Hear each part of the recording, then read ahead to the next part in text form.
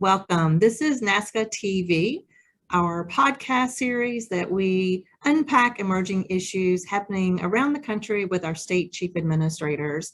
Good morning. I am Pam Goins, Executive Director here at NASCA, and I'm joined by Gaines Brown, our Research Manager here at NASCA, along with Commissioner Michelle Gilman of Connecticut, who has been so gracious to offer her time and share her thought leadership around digitization of government operations, a huge topic that we know all states are concerned with at this point.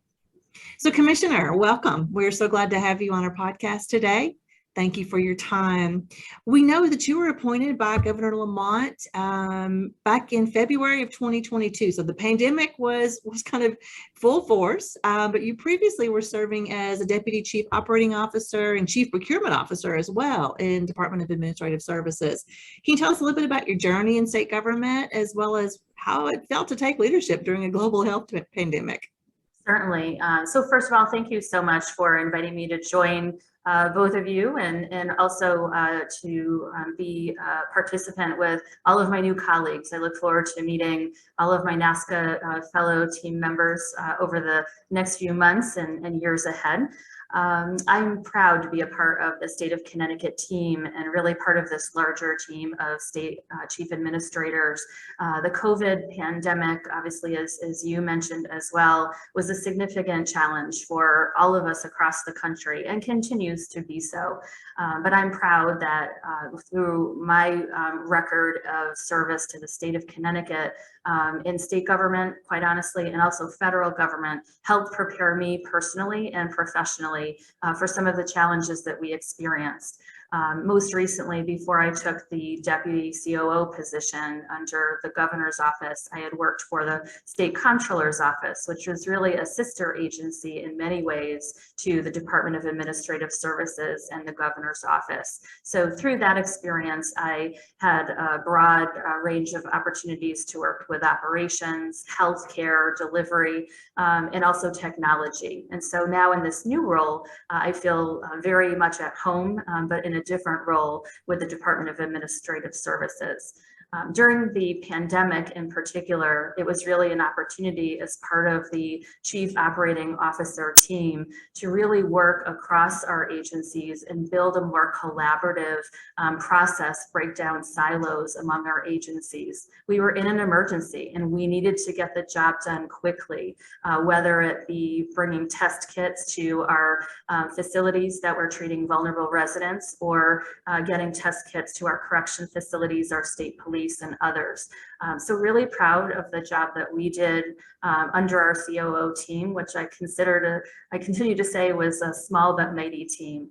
But not only responding to our testing needs at the time, but also rolling out vaccination and also providing for COVID response and COVID recovery facilities for our state employees and also for our vulnerable residents. So proud of the work that we've done. I emphasize at all times that it's a team effort from all levels of government, but really proud again to be here today and to share some of our lessons learned. Thank you. We do appreciate your time. And again, we know you're doing yeoman's work there in the state. The pandemic certainly changed the whole landscape of how our states are approaching many processes. So we're going to dig in a little bit today around digital government, digitization. And I know back in 2021, you were pretty heavily engaged in Connecticut's technology optimization with bets and bits, and we certainly want to unpack what that looks like. But I know you all are working to ensure that all the citizens of your state and your businesses are able to interact with government as efficiently as possible. Tell us a little bit about how those initiatives were developed and maybe some of the success stories that you've seen. Absolutely. Thank you again for the question. One of Governor Lamont's top priorities has really been opening up government to the people in terms of accessibility and creating opportunities where our businesses, our residents are spending less time in line a little bit more accessible online for all the services and opportunities that government offers, and really giving residents and our customer facing clients the opportunity to live their lives, honestly. So getting out of the DMV line, which historically across the country we know is an issue and oftentimes a joke, but something that was really a concern for him. So whether it spanned from the DMV to our Department of Labor, to our Health and Human Services sector, or our business sectors, he's been very focused on delivering top-notch customer service that's both efficient, customer friendly, and also creates a stronger,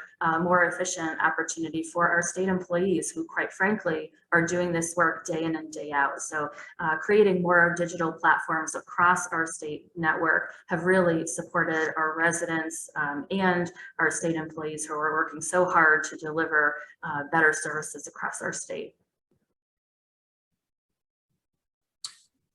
Commissioner Gibbons, thank you so much for providing that information with respect to the services that are provided through the Department of Administrative Services. Earlier this year, the state was awarded with the Tyler Public Sector Excellence Award on improving best practices and improvement of efficiency, citizen satisfaction, and return on investment. Tell us what precipitated this honor and how are state agencies across the enterprise collaborating to produce more effective results? Thank you so much for the question. So as I mentioned, one of Governor Lamont's top priorities upon coming into office several years ago was really enhancing our digital platform. As part of that, we've really focused on IT optimization across all of our executive branch agencies. A significant component of IT optimization was building up stronger cross-agency collaboration. And I think the Tyler Award is a prime example of the success of that model. We, through the award, it recognizes really through our Department of Consumer Protection, the BITS organization, which is our fond name for our technology division under DAS, and several other agencies that all perform various regulatory duties and functions, the opportunity to build a stronger platform for those regulatory functions that all those various agencies perform. And so we're really proud of the work that our employees, our partnerships, our stakeholders in private industry, businesses, and again, our agencies developed to create this system that's now been recognized by the Tyler Award. So again, really proud of that work, but I have to emphasize it is all about collaboration and partnership, listening to our sister agencies, not just building a platform that we believe via BITS that will work, but listening to our stakeholders through that process. So very excited about the potential for additional functions similar to what we've built and that's being recognized by the Tyler Award. Absolutely. One component of DAS that we believe was very impressive and can be a model for other states is your enhanced licensing administrative processes. You are using technology to modernize state government services through cross-agency collaboration for more simplified state services. Tell us how the licensing program came to be and how DAS has led the various strategies. Sure. So since 2016, we've had these e-licensing programs in process. But I would say with the course of the pandemic, again, also at Governor Lamont's direction to move this quickly, we've really escalated the ability to move forward on the e-licensing programs. So starting in 2016 and to the present day, we've gone from 4 agencies to now 12 of our regulatory organizations utilizing this e-licensing system. So you can see the trajectory of where we've really enhanced these services, which directly impact our businesses and citizens doing business online. And again, being able to spend more time doing their business, reaching out to their own customers, and building and expanding their own base. And so with this e-licensing program, we're now serving over 815 credentials, primarily licensing by these digital platforms. Incredibly significant when you calculate the hours behind the scenes that's saved now by doing all of these transactions online, rather than whether it's an electrician or a new business having to go into an agency and waiting somewhere between the hours of 8:30 and 4 to fill out paperwork and get their applications completed. So again, really excited about the successes of this model, but more important, the continued focus that we'll have moving forward to do more of this work in the future. Very impressive components of your e-licensing program, and what an advancement you all have made there in Connecticut.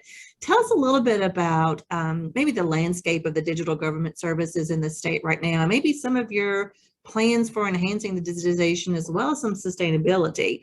We know getting them in place is one thing, but continuing them into the future. So maybe help us understand where you all are in the state of Connecticut. Sure. So in addition to the programs that we've talked about today, we've had some incredible successes with our business one-stop shop. We've got a portal, business.ct.gov. That's really our one-stop business development center, where a new business can look at how to fill out tax forms, what resources are available for grants or funding or loans, how else a business needs to form, and what resources are really available to a business as they need to support and grow in the state of Connecticut. So that's something we're extremely proud of. Taking that model, we're now looking to expand that into other sectors such as transportation, a front-facing portal that will help support our residents looking for various transportation options, whether it's bus, livery services, Uber, the like. And then we're also very focused on our healthcare sector and creating an HHS platform where if citizens, residents are applying for certain benefits or programs at our Department of Social Services, they have access to other programs run by other state agencies, perhaps healthcare, that have similar application processes, really to help streamline that process for all of our residents, and so that they're really not duplicating all of that work for each single program and service that they're looking for. So we're really excited about the potential this has for residents across our state. And again, Government Lamont's direction, we're moving very quickly. And I think part of what we saw in the pandemic was the need to move quickly, given some of the shutdowns we saw across government, in private industry, and other areas, to respond and to perform and keep government running. So really proud of our team across the state, our line employees that are working every day, and all of our agencies that are working to support this effort. And you should be very proud of all of that work. I think the pandemic certainly showed state governments and the citizens just what is able to be accomplished in a time of emergency. So you talked a little bit about the one-stop shop there in the state and how important that is and all the successes that you're seeing. Let's unpack that just a little bit more. Talk to us about business.ct.gov. How did that really come to be, and how does that fit into the whole overall vision of the state? Certainly. So with businessct.gov, we have well over 8 agencies that are participating in that portal. So everything from the Secretary of the State, which registers most of our businesses, again, to our Department of Revenue Services, which participates on some registration and tax form issues as well. Again, DECD, which offers various loan and funding opportunities. So it really has grown our business sector, and we're really proud of the fact that since launching this program, over 10,000 businesses, actually I think it's 11,000 as of this last quarter, have utilized that system as a new business to create those transactions. So really proud of that impact.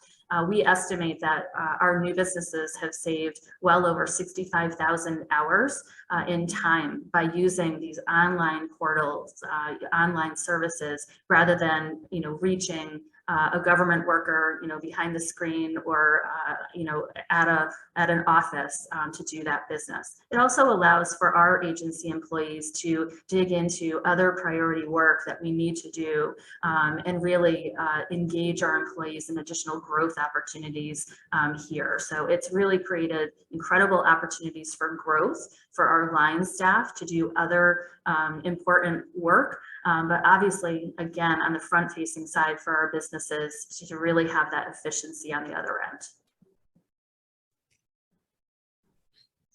That is incredibly impressive to have that many businesses going through the portal and providing them with that licensure. I think that's really impressive. Want to ask you, as commissioner, you oversee fleet management, human resources, facilities, and school construction grants, and many other functions. How are you using technology platforms and systems to digitize various initiatives?